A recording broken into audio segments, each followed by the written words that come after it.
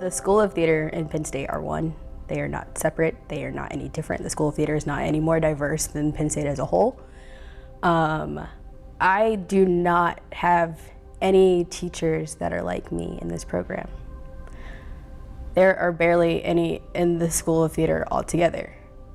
Our season selection committee has one black man on it and a bunch of white men. Also, they're all men. We now have more people of color than when I first came here, because like before it was Roderick and Lyric. Yeah, I'm pretty sure that's it. Like Roderick, Lyric, and then a couple MFAs. And now we definitely have more people of color, especially within D&T. But that was definitely my biggest like fear.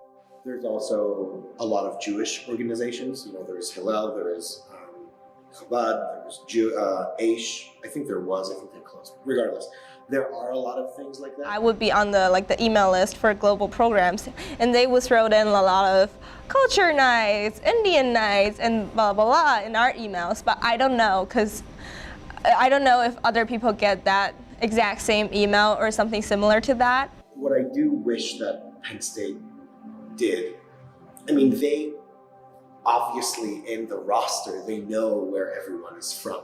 If there are international students, they know exactly where you're from. So what I always wondered is why do I have to walk on campus and all of a sudden hear Hebrew and turn my head and be like, you speak Hebrew? Oh my God, I speak Hebrew. How have we never met? This is ridiculous. Like, I don't feel like I have people who completely understand me because they don't get where I come from or get the people in my life, and like as much as they try, they don't understand. Penn State as an institution very actively does not care about their students of color. It's not terrible, but it's like, how am I supposed to feel normal or okay being in a place where no one else is like me? My freshman year, I was literally chased by Nazis from the pavilion to here and had to pull the door behind me so that way it would lock and they couldn't get in. And I remember like being terrified sitting in a studio with Noah and Parker, like literally shaking. And from that, President Barron was pretty much just like, oh, this is a he said, she said case, because like I knew one of the people that was in the group, which is why they were following me. Quite honestly, the issues of race were never quite part of me growing up. I think that has a lot to do with Israel. Just in the past few years, really, people in Israel just in the past few years really getting acquainted with different races and how social issues that have to do with that. So me growing up, the word considering myself as white or not white didn't even enter my lexicon. I've seen enough of those problems and stereotypes and similar things, but they never really happened to me. Just a couple weeks ago or whatever, but the whole the packets with the Penn State Nazis thing, where like, you know, people were exposing students who were are Nazis that either went here or still go here. And again, Penn State has done nothing about it. Penn State is one of the least politically active campuses I've ever heard of. Which I don't know if it's good or bad, because it has its benefits and has its downsides. But I remember when there was tension back in Israel and the Middle East, I think 2 years ago,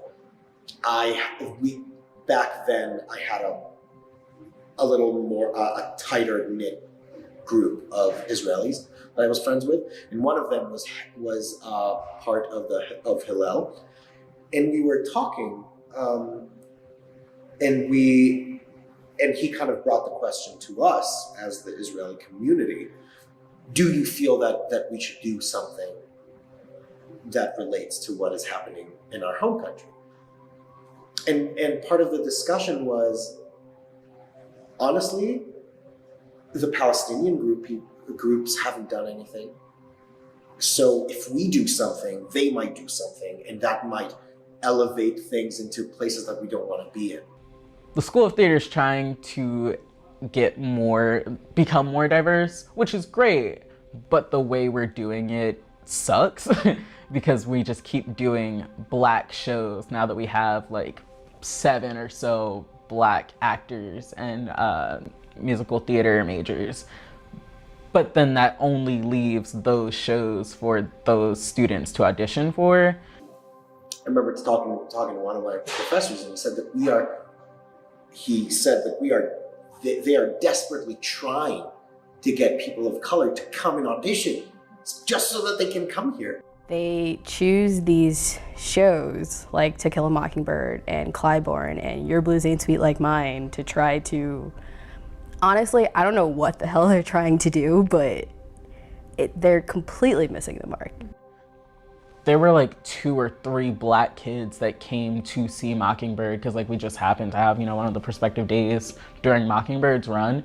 And I know if I was like still looking for colleges back then, that would have immediately been a red flag for me. And I'm like, nope, not coming here, not doing it. Like seeing this show with all of these white kids saying the N-word, hard R the whole time, and it having to be in that show, like I wouldn't want any part of that, whether I'm crew or cast. Incorporating She Kills Monster, which is kind of like a race-blind, color-blind casting. I think that's a wonderful way just to bring up social issues while you can have another play that's just a mix of talent that you can draw from anywhere. It's not just based on the color of your skin. Just because there is a show that involves Black people or has Black characters in it does not mean that it's doing anything for any of the Black community here.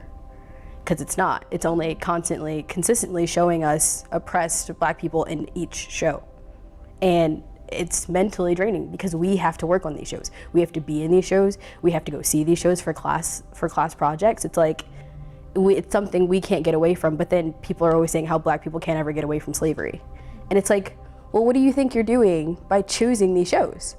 It's every single semester where we're doing a show that's about like a maid or a slave or something else where Black people are put under white people and shown as less than white people. Even if it's trying to tell the story from their point of view, it's still putting these actors and even the crew that has to work on the show in these positions of constantly feeling less than white people. We figure out that our population, like our audience, they might not be that interested in the social issues that we're talking about. And they feel like maybe they're satisfied with how they view the world right now. They don't need something that's inspirational or making a difference in their lives. I decided to go and to take the little time that I have and go to one of these